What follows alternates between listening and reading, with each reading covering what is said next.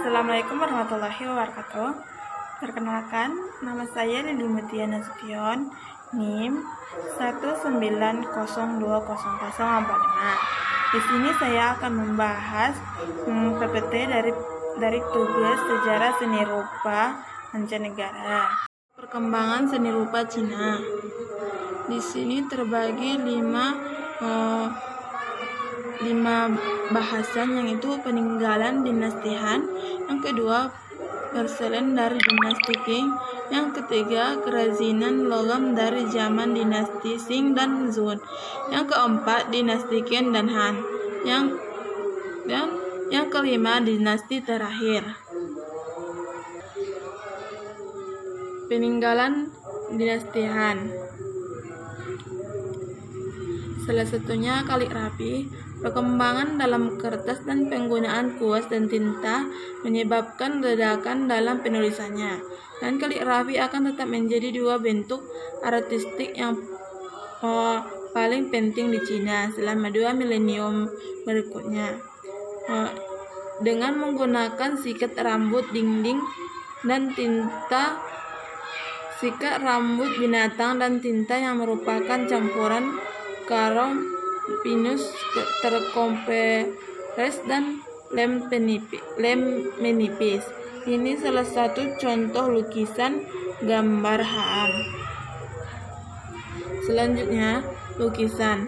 Dalam lukisan sutra telah lama digunakan sebagai media lukis, tetapi meningkatkan penggunaan kertas dan ketersediaan buku yang lebih besar tentu saja merupakan faktor dalam peningkatan lukisan. Pelukis Cina mulai menggambarkan adegan naratif dalam karya mereka, bahkan sebelum pendekatan yang lebih matang dibawa ke Cina oleh para biksu Buddha dari India sepanjang jalan sutra. Ini terutama dalam lukisan dinding makam dan pada panel kayu yang dicat permis. Ini salah satu perkembangan Han makam Dao Huiting. Yang ketiga, patung.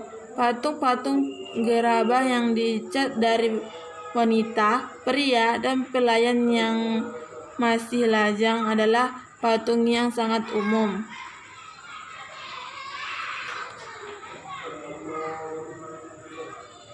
Dan ini adalah salah satu contoh lukisan luar biasa. Salah satu karya yang luar biasa adalah lampu minyak perunggu emas dalam bentuk seorang gadis pelayan yang berlutut yang berasal dari akhir abad 2 Masehi. Yang keempat, seni kecil. Perkembangan dalam teknik dan klin yang menyebabkan suhu pembakaran yang lebih tinggi dan tembikar kaca pertama selama periode Han. Klin juga digunakan untuk membuat model rumah kecil tanpa garasi yang dipasang di makam untuk menemani orang mati dan secara simbolis memenuhi kebutuhan mereka akan rumah baru. Ini adalah salah satu contoh dari model pertanian dinasti Han. Selanjutnya, perselen dari dinasti Ming. Ming vas jual untuk jutaan. Apa yang membuat mereka begitu berharga? Ming dinasti pada tahun 1368 sampai 1644. Kemajuan teknologi khusus memungkinkan garasi biru tidak berjalan dan konsisten dalam warna. Bagian putih keramik itu tembus cahaya. Dan ini dua contoh vas bunga. Sebelah kanan ini vas bunga dinasti Ming pada tahun 1368 sampai 1644. Sedangkan yang sebelah kiri vas bunga dinasti Tang pada tahun 581 sampai 907. Selanjutnya, mengidentifikasi Ming Fast nyata. Kita bisa mengidentifikasi mana yang palsu dan mana yang asli dengan 4 tahap. Pertama, keramik harus tembus cahaya, bukan buram. Yang kedua, desain dengan desainan naga, bunga itu peony dan lotus dan ikan. Yang keempat, berwarna biru kuat. Jika berwarna biru muda itu bisa itu termasuk vas yang palsu. Yang keempat, mencari buram itu palsu. Ming asli memiliki tanda sokial di pangkalan. Selanjutnya, kerajaan logam dari zaman dinasti Qing dan Zhou, yaitu perunggu kuno Shang yang dibuat dalam bentuk senjata untuk upacara, yaitu kapak upacara yang membagi tanah dari banjir purba menjadi 9 provinsi. Dan sedangkan kapal anggur ritual desain menggunakan bentuk hewan baik yang nyata maupun imajinasi.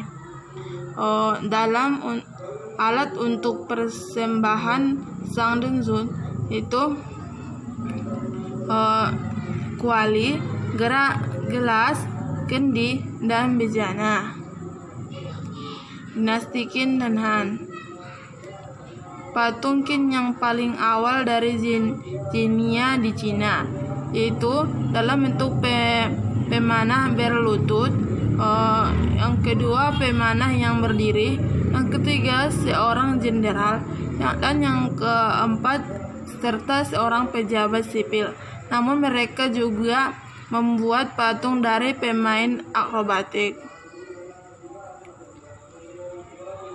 Gaya mati yang mewah dari dinasti Han, yaitu batu giok yang ditutup menggunakan kawat emas yang digunakan sebagai penutup untuk seluruh tubuh almarhum dan ditutup dengan jas.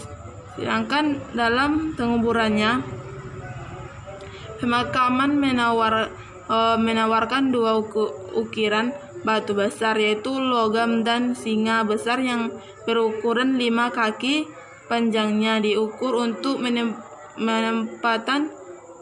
penempatan sepanjang jalan atau jalan roh yang akan mengarah ke makam bangsawan atau pejabat tinggi. Nah, selanjutnya dinasti akhir. Puyi pada tahun 1906 sampai 1967. Henry Puyi Menghu Aisingyoro, kaisar terakhir pada tahun 1908 sampai 1912. Dari Cina, dengan nama pemerintahan He Sun Teung, lahir pada tahun 7 Februari pada tahun 1906. Puyi baru berusia 3 tahun ketika ia menjadi kaisar. Dan setelah menikah, ia tinggal di Tianjin.